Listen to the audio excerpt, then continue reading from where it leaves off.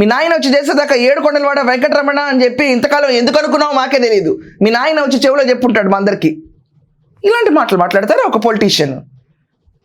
2 కొండలు కాదు 7 కొండలు మా నాయన చేసిండా? ఇంకా అంటే చిన్నప్పటి నుంచి మేము విన్నాయని మీ నాయన చెప్పి స్తోత్రాలా? ఏం మాట్లాడుతున్నావు? ఇలాంటి అవతార పురుషులు ఇస్తే ఇలాంటి పిచ్చి పిచ్చి మాటలే కొత్తగా మన జనాల్లో ప్రచారం చేస్తారు. తప్ప నేనది I'm not speaking anything against him. అతను మాట్లాడిన మాటలు నేను ఫ్యాక్ట్స్గా చెప్తున్నాను. ఎక్కడా లేనిది సడన్గా డబ్బులు ఖర్చు పెట్టి జనాల్ని పోగేయటం. ఐ డోంట్ అండర్స్టాండ్ గవర్నమెంట్ కూడా ఇంత లీనియంట్గా ఎందుకు వెళ్తుందో తన పట్ల. అంతిమ లబ్ధిదారుడు ఎవరో తేల్చడానికి కొంచెం టైం పడుతుంది అంటున్నారు. కల్తీ లడ్డూలో వ్యవహారం ఎంతో తన పరువు పోయింది అంటున్నారు. అండ్ ఇన్ఫ్యాక్ట్ ఇంకా వీళ్ళందరూ అంటున్నారు ఏంటంటే వైసీపీ బ్యాచ్ అంతా అసలు ఆ ఇష్యూని సాగలా అవుతున్నాడు. సాగలాకి ఏం చేయాలా? వదిలేసే చిన్న ఇష్యూ అది.